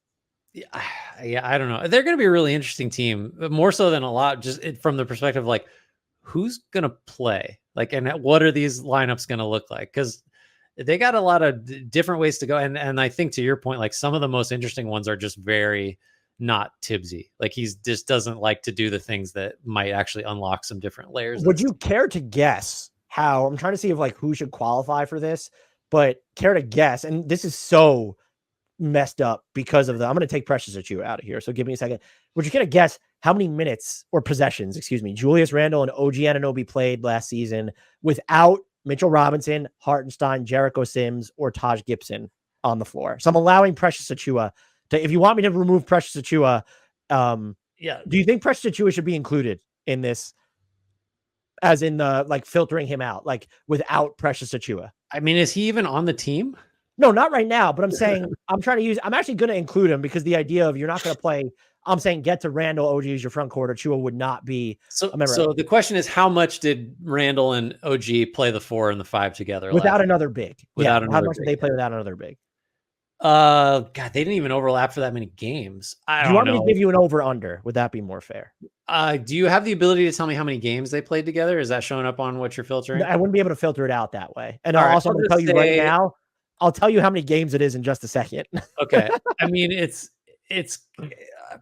possessions. I don't know, like 100. It was 2. so that is one game. Yeah. What happened? Did Tibbs fall asleep? He like forgot, I can't do this. And on the floor for that whopping sample was Julius Randle, OG Anunoby, Josh Hart, Quentin Grimes, and Jalen Brunson. So very close to the makeup that we would want to see. Quentin Grimes, despite what Stephen A. Smith might say, is no longer on the Knicks. So yeah, I hope they get to that. I don't know if they will. I think it's time to move on to the Orlando Magic, though. All right, let's hit the Orlando Magic. I would like to ask you, is there any chance they try to land a shot creator or a high volume 3-point shooter? Or Dan, are the Magic done and will draw your ire for being done? Yeah, I will say they're done until at least trade deadline talk, which I'm wildly disappointed in. I don't know that I've ever turned. I think their offseason was fine, but when we were doing the Bleacher Report live stream during free agency and they signed Kentavious Caldwell-Pope, I was ready to be like, the Magic are coming to be like the second or third best team in the East. They're going to go out and trade or sign somebody that's going to really increase the ceiling of their offense. I would argue that KCP, while a good fit for this roster, was more along the lines of just like a small additive because he's going to be a better 3-point shooter than a lot of players that you could have played in his spot. But he doesn't really elevate your defense. It's just like you were already a top 2, top 3 defense. KCP like furthers that dimension of it. He gives you the slightest of offensive upgrades without compromising your defensive ceiling, rather than he really elevates your offensive ceiling. And so they've decided to bet on Suggs and Wagner and Paolo Banchero continuing to level up on offense, which I think is fine, but to not kind of have an additional option in the well other than Cole Anthony, or does Anthony Black get any minutes? I think they're done, and I'm disappointed in it. And like, just free Anthony Simons, hometown kid, just get him here already. What are we doing? I don't know. Yeah, I agree. Like it doesn't even need Simons. I just don't know how many fake Simons trades I made up involving him going to Orlando, but it doesn't even need to be like I don't know, someone who's a bigger offensive upgrade. It was always like, can they get 2 guys? Can they get the shooter and then the backup point guard, to just assuming Fultz isn't back? And they just sort of got halfway. Like, and Caldwell Pope feels like just much more underwhelming because he's like, he was it, and I think had it not been that, had it been him and like, oh, also Tyus Jones or also Simons or also whatever, then I think we'd be back on board with like, oh, here comes Orlando. And maybe they're still going to just get better organically, but it is disappointing. I do think I agree that they're done. I just wish there'd been one other big move. Do you think that they're built, though, to kind of just, when you look at the contracts they gave out, like, you can forget Jonathan Isaac on the declining scale, although he's like a huge salary matching piece now when the trade restriction lifts. But like, They almost are the way they gave out their like they're still built to make these moves in the middle of the season. Yeah. I just don't know. We talked a lot about the Thunder and even the Spurs getting more information. The Magic were in the playoffs, and their biggest issue was exactly what we knew their biggest issue was always going, or their two biggest issues were exactly what we knew their two biggest issues were always going to be. They needed an offensive organizer and they needed more shooting. And they proceeded to go through an offseason with all this flexibility, which will now be the last summer of said flexibility because you gave Franz Wagner that max extension, and they decided we're going to incrementally improve our floor spacing. Awesome. Yeah, they feel like an aggregation trade candidate because they got enough. You get your Gary Harris's and your Goga Batadze. Like you got a bunch of guys that are helpful but not indispensable that you could cobble together and go get somebody. Maybe that's the plan. I don't know. It seems unlikely that they did all this with the intention of trading these guys, but maybe. It doesn't have to be Simons. Like if you want, like it could be Colin Sexton. I'd be super like that is. I think that's what bugs me the most, and I'm sure Magic fans will be annoyed, or some of them will be. I don't want to paint everybody with a broad brush that we're framing it this way. Maybe it's a backhanded compliment, but it's a compliment that they are already so good that I don't understand why you didn't make any steps to adequately fill one of your two biggest needs. To where like KCP is a start, but he's not. Like he can't like. Just as the one additive, if that was your lone move, it's again, you still make it, but it didn't prevent you from doing anything else. And yet that's how they just went through the offseason. They're betting on internal development, which again, if we were telling them to trade for Trae Young, or even although if they traded for LaMelo Ball, I might pick them to win the title. I wouldn't pick them, but like, it's not like we're telling them to advocate trading for a star when we know the realities of the Orlando market, even though it probably should be a better destination than it is.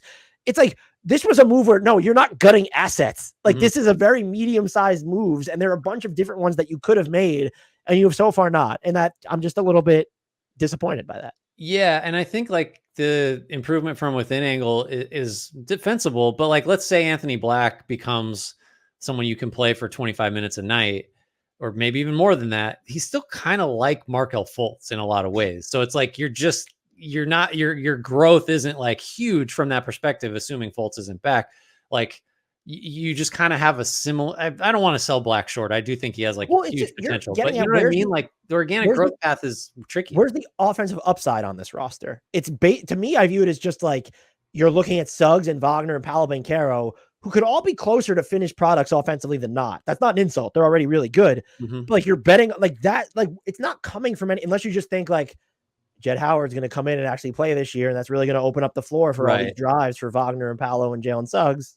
Yeah.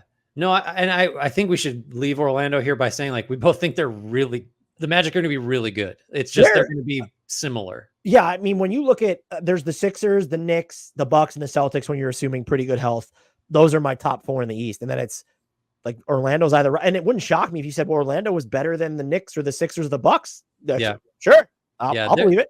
They're there with like Cleveland and maybe a couple other teams as just like, I don't know, they could, if something goes sideways for those top four, they could hop right in there. That's totally, Cleveland's been that good. Honestly, Cleveland me leaving off Cleveland's actually kind of egregious from that. No, we don't know though. You could have the same issues. We're not sure with them. They belong in the Orlando tier, I think, with a similar upside. It's just, it's just disappointing. I thought Orlando was just positioned to get much better, and maybe they will if they do something before the deadline, but as of now, not so much.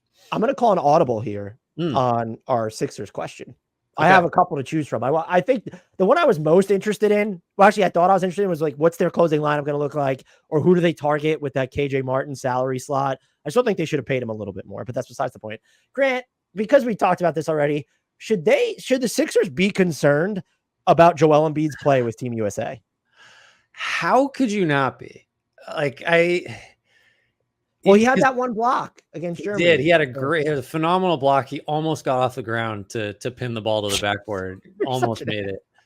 He did dunk once after missing passing up or not being able to get any lift for like probably 4 or 5 other opportunities. You have to be concerned. I know. So like, if you're trying not to be alarmist, you say like, he's coming off injury in the season. That's always true, is what I would respond to. It's hard for him to ramp up because he's not getting normal practice or normal minutes to get into shit. Like with him specifically, when he looks this way, it's always cause for concern because it means like either he can't recover, like he's not getting healthy enough to get into actual shape and to get any kind of lift or like quickness back, or it means like he's hurt again. And so we're going to go down this road of like, oh, now we have a rehab process or whatever. It seems like the first one where it's just like, he's not in shape. Like he's not moving well at all. I'm concerned that that just becomes more of the norm because he can't condition himself in the ways necessary to get back into like peak shape. Having said that, the guy was going to win MVP till he got hurt. So, and this is just last year. I just can't watch what I've watched. We've watched all these games basically together. Like you're seeing the same thing. Everybody's bringing it up. Like he looks terrible relative to like what you expect to see from him. And I don't know how, if you're the Sixers who have done everything possible to strip the roster down and build a contender, like I don't know how you feel good about what you're seeing. Like there's nothing redeeming, I don't think, other than the fact he's physically upright and on the floor. Like that's it. That's the only positive. Is there something too though? Like he's always kind of had this more gradual ramp up I mean, he came back after missing a ton of time this past year. And he still didn't look right a lot of the times in the playoffs, but he's always kind of had this slow ramp up. And so could this just be par for the course? And because it's in this different setting where it feels like he should be dominating and is not, that we're reading too much into it. I agree with pretty much everything you said. I'm just trying to actually provide a devil's advocate argument that holds water aside from, you can't be like, well, he's come off injuries before. Like, yeah, all right. Like that's not, I don't know how much of that is a bright spot, but the ramp up from those injuries has never been necessarily instantaneous. That is definitely true. I just want to make sure he's 30. At what point do we stop with the like, well, it'll just get past. This is an age where the accumulation of injuries start to take some irreversible tolls. And I would be really concerned that like we're in the middle of the off season. Other guys are like busting their asses to get in the best shape of their lives before they put up the Instagram post confirming as much. And he looks like this, and he's actually like on a team practicing in like, I'm being totally like, I'm catastrophizing, but I was just like, I would feel so nervous watching this if I were the Sixers. Have you had any issue just like, so I'm 35 years old and the way I'm framed was like, Joel Embiid's 30. Like it's time to start facing reality. Do you ever feel like a giant hypocrite phrasing things that way? No, because I've been through that age. And actually, if I Your could NBA feel like career was cut short for this exact reason. And if I could feel physically like I felt at 30, like I don't want to scare you too much, but like, man, it's different. Like I just like, so when someone is 30 and is starting to look broken down, I am concerned, especially if it's someone that has every resource on planet Earth to be in optimal shape and has like a whole team of people, both within the team and on his own side, whose job it is to do that. And like, this is what's going on. I don't feel super hypocritical about that. Is there anything too, though? Okay, now that you have Maxey and Paul George, the lift for him offensively shouldn't be as large, or is it? So that is a good thing, but then it's also, okay, well, what does that mean for your defense? Right. And then also too, Joel Embiid's kind of wired in a way on offense where he's not like the pick, just strictly pick and pop or hitting trail threes. If he's not a central focus, that's not necessarily a good thing for him or your team. I agree. I mean, that's one of the things with Team USA is the ball gets to him and he goes into his elbow like package of fakes and like that kind of stuff. The ball stops a little bit. And if he's, that's not like, that's not support. Not that he's ever going to be a supporting piece, but that's not like a guy that's super valuable because other players are taking the load off. Like he needs to be the central piece of that offense, like, or it's just the ceiling's not as high. So I have the Raptors for you. Let's see who's the starting closing. And she's very Bill. Like I'm really trying. Let's talk lineups. Who's the starting and closing three or the two? I guess if you want to figure out what RJ Barrett is on the fly. So I think when it comes to starters, there are four locks. When you look at Pirtle, Scotty Barnes, Emmanuel Quickley, and RJ Barrett. And if I was to, I almost look at these as two separate units because would you say this might be the first issue to tackle? Do you think Jakob Pirtle is a lock as a closing unit member? Well, I mean, like if you don't use him, it's just what is Barnes at the 5 or you're playing or this is both Kelly Olynyk and Chris Boucher erasure. Yeah, right. I just wanted to tee you up to mention Chris Boucher in an outrageous way. So thanks for that. But like, I mean, I guess Pirtle is, well, he's closing 5, definitely starting, obviously, but I could imagine them wanting to shrink the lineup a little bit and see if Barnes gives you advantages or Olynyk gives you the spacing or Boucher gives you the spacing. Uh, I don't know. It does feel like it's Pirtle though to me. Do you disagree with that? If we had to look at like who plays the most minutes in crunch time, I think it's just Jakob Pertl by virtue of him doing the conventional big man stuff. And I think they'll believe they need that element, and they very well could.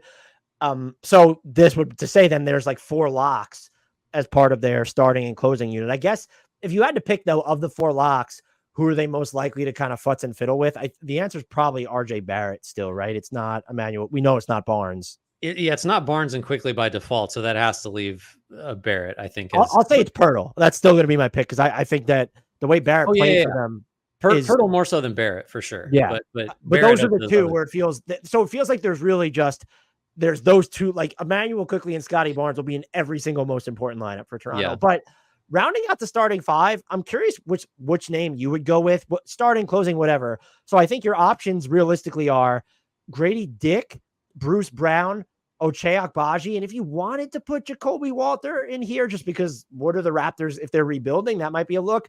I'm starting as of right now, especially if I'm having Pirtle in my closing 5, it's Grady Dick for me. Like I need that spacing. You could worry about his defense, but I think someone he has the size and at least can be in the right positions. Whether what happens once players get to the positions that he's in is a different story, but I don't think he's going to wind up being this massive defensive liability. I also don't think relative to being a rookie that he was necessarily that last year. And so we saw more from him as a knockdown shooter in all these different situations as the year went on. We saw that he could attack some closeouts or in space, dribble into some pull-ups. I like that. I think Bruce Brown is the higher IQ player. He's certainly the better defender. I think that it might be fair to say Jacoby Walter has a higher ceiling. I don't know. I don't want to say I'm out on Akbaji, but I just don't know. Ever since his rookie season, he had kind of if I remember correctly, a strong close. And then ever since then, it's been, all right, well, what's going on here? Grady Dick is the answer for me. And if you have a different answer, I'm curious to see how you would sell it. No, I do think it's Grady Dick just because he's providing the shooting that you're not getting from anybody else. And that's just so valuable especially if you're playing conventional center. Maybe that's a different calculus if it is Olynyk or Boucher, and maybe that's not such a premium skill. I think Brown, the argument for Brown is that like he's on this team to be traded. Like, so it's kind of like the Simons thing. Like you probably got to just play him as much as you can and hope that it goes well. But I think maybe that could be accomplished by having him play a lot of backup point guard. And maybe, we're going to show, remember this, Bruce Brown can do this. Like Bruce Brown has been all things to all people over his career. So being, if they could sort of remind everybody that, yeah, he's been a wing. Yeah, he's been a defensive piece. Yeah, he's been a role guy, played like power forward with Brooklyn. I think he maybe has more value as a trade piece if you could talk people into thinking like, yeah, he's a wing sometimes, but if you need him to play 15 minutes a night at the 1, like we can do that. And so then you bring him off the bench a little bit more and just trust Grady Dick to provide the shooting. It makes the most sense to me to go that way. Who would be so Brown would be your second candidate, or would you at that point be like, well, let's try out Jacoby Walter there? Definitely, I'm not including Davion Mitchell. That's not going to be. No, Agbaji hasn't moved me. I mean, there are not a ton of options here, really. I think it's Grady Dick is 1, and then Bruce Brown, I guess by default, is the next guy. And if somebody else emerges, great. But if not, like Agbaji, he's on his second team, third, I guess technically third team on his rookie. Going to play for his second team. Yeah. So how does your answer change if Kelly Olynyk is the 5 instead of? Yeah, a little bit. I think, like I said, the shooting that Grady Dick provides matters a little less. If Olynyk is the 5, I don't know. I still probably would just rather have even more shooting, especially if you're not sure that Scotty Barnes is going to, Barrett. Yeah. Like Barrett's not going to shoot 40% from 3, presumably. Yeah. Yeah. So maybe it's kind of a big surprise. We just want maximum shooting on the floor, but I don't know. Sometimes that's the right way. I will say if Barrett and Barnes' shooting holds, it probably does give you more optionality on how to flesh out your best lineups at least. Yeah. That's the way Brown does take that over, is Grady Dick's shooting is like, that's nice, but we don't need it because everybody else is providing it. The Washington Wizards, Grant, man, I have so many questions for them. I'm just kidding. I have 2 jotted down. I'm trying to decide between the 2. Look, I mean, I'm assuming, do we just agree very quickly that Bub Carrington is going to have a massive role just out of the gate for this team? He has to. Yeah. So I'm going to ask you this question then. This is the more basic Wizards question. Will both Kuzma and Brogdon be on the roster opening night? I think we're far enough into the offseason to where I feel it seems pretty likely that they will be on the roster opening night. I'm trying to think of, I guess maybe if like, so what's the scenario? Brogdon, who knows? But with Kuzma specifically, like there's a chance where if Markkanen is off the market, nobody wants Levine at that price. Like Kuzma could just become like, okay, who want? And now he's kind of the best guy available now. Maybe Jeremy Grant's too pricey, and so that would suggest he has a decent chance of changing teams before this fall. I just still think they're both going to be there, and there'll be trade deadline like speculation about both. Maybe Washington does something before that, but I think they start the season. That's my gut. Do you? I guess so. If you're looking at the trade deadline, I'm trying to set what would be the over under here. So we have Brogdon, Kuzma. I'll throw Kispert in there. Those are probably and Jonas Valanciunas just because he will be trade eligible. I'm going to set the over under of 1.5 of those guys being traded at the deadline by the deadline. Are you going over or under? I'd go over just because I think you get there with both Brogdon and Kuzma. I think they both are appealing trade candidates. They don't belong on this team. Contracts are both like totally reasonable. Brogdon's expiring, yeah, or does he have another one after that? Yeah, no, yeah, he's expired. So I would say over. I don't know how much more I'd go, but I'm spinning out because I'm looking at Real GM's depth charts, and they have Johnny Davis listed as a starting shooting guard, which I think is really funny. And the other question with this team, I didn't jot it down. What do you make of there? And we've seen there's just been, I would say, conflicting. Is he coming off the bench? Is they get Valanciunas that he could spend time exclusively at the 4? How do you feel about this idea that I guess I would understand it more if it's as of now, while we're waiting for Alex Sarr to get stronger, more acclimated to the NBA, you want Jonas Valanciunas to take most of the pounding at the 5. I don't know that I ascribe to the idea that Alex Sarr is not going to be a full-time center at some point in his career. And I'm not saying that Wizards, but like that's been the sentiment that is floating around there. And I feel based off everything I've read, seen, heard, whatever, there just seems to be, maybe they just haven't let out what their ultimate plan is, but there seems to be conflicting messaging on, well, how do they plan on, I don't even say building around him, but how do they plan on deploying this kid both as a rookie and long-term? Yeah. I mean, it's the easy answer is it's just way too early to know. I guess like, and that, so I remember when we were doing the live show, the Valanciunas deal was like, wasn't the best or the worst, but it was like really confusing. Like still the most random contract of free agency, I feel like. Like. Yeah. What does this mean? It's like you can't, with a guy like that is such a, not the easiest fit because of his limitations anywhere. It's like, I guess that's a tradable number, but like who's clamoring for Valanciunas, especially if this is what it costs to sign him to a team that is not going to win. Like there were not better offers out there, presumably for him if he chose the Wizards. That, or he knew he was going to play a ton. Or he knew he was going to, yeah, right. Maybe that's part of it. So I don't know. I think still the best outcome is that Sarr can play center. I don't know if I can kill the Wizards for basically saying like, we aren't sure he can now, right, which is what the Valanciunas acquisition suggests. But yeah, like I don't know. I guess like based on summer league stuff, it's not so much that Sarr looks like someone that's definitely a 4 or like a playmaking 4. It's that he definitely looks like someone who is not a 5 at this point. So who knows what to take from summer league for a guy like him, but yeah, I don't know what to do with that Valanciunas signing, what that means. Well, I guess the thing I didn't consider is, so they guaranteed him 2 years as part of that deal and was like, they're just not, because sign and trade, you have to be 3 years, but only 1 needs to be guaranteed. But because he got the second year guarantee at over 10 million, was that the difference in getting him and that, but that really doesn't have anything to do with how it impacts Sarr. So I still remain like pretty high on the direction of this team just because it seems like they're going about it the right way. But I have so many questions about players they'll move, how like, what does Bilal Coulibaly's usage look like now when, all right, there's no more Denny Avdia, and what's going on with Tyus Jones, by the way, still floating around out there, but you do have Brogdon and Kuzma and now Bub Carrington in here.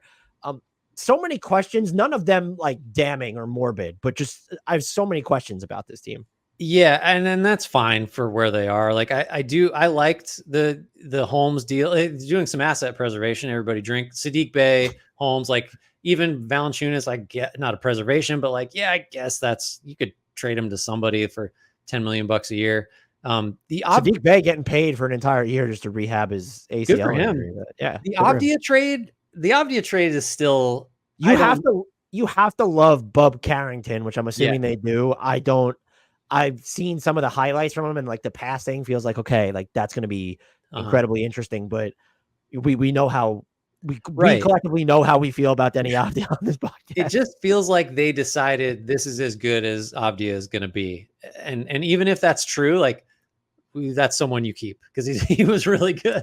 Like I don't even if you think he's done he's done Did they? Do you upside think they wise. just believe he's too redundant with Cooper Flag? Yeah, it has to be something. I was like, what? Who's he gonna say? Like, who do they have that would be redundant with him? Yes, yeah, he's in the way of Cooper Flag. Maybe that's it. He was too good. Like, we can't guarantee that we'll be bottoming out this badly. Although, then just trade him at the deadline. I don't know. That's the one thing where I'm like, are you guys still wizarding out here? Is that what's going on? Are you ready to take us out of here? I am. We did it. Thanks everybody for watching, for listening. As usual, please remember, rate, review, subscribe wherever you get your podcasts. Comment on our YouTube account. Join the 5,000 plus loyal subscribers that we have amassed. Check out the merch that has dropped. Dan talked about that in the open. Join our Discord. Links for that in the YouTube and podcast description. Ditto for the merch. I think that's going to cover it. See you guys in a while. You won't miss me because Dan is going to chop me up into a million little video bits, and it'll be like I never left. We have AI too. AI Yeah, right. Grant use it, right? Think about it. I've talked enough on here to where you could really, if you could just clip stuff together, and it's I like don't I have the never time to went. do that, but if someone wants to have AI Grant Hughes an episode, I will post it. If someone Please, goes, please don't. I don't want. Please don't. and the Yeah. takes All right. wind up being even better. Oh my god! Why Domantas Sabonis is actually underrated. I didn't say that. Well, that's All at right. least how we'll know to spot the difference between real life Grant Hughes and AI Grant Hughes. It's a brave new world that we live in where I could say anything. Thanks everybody. Shouts Frank Ntilikina. Apologies, Jared Allen.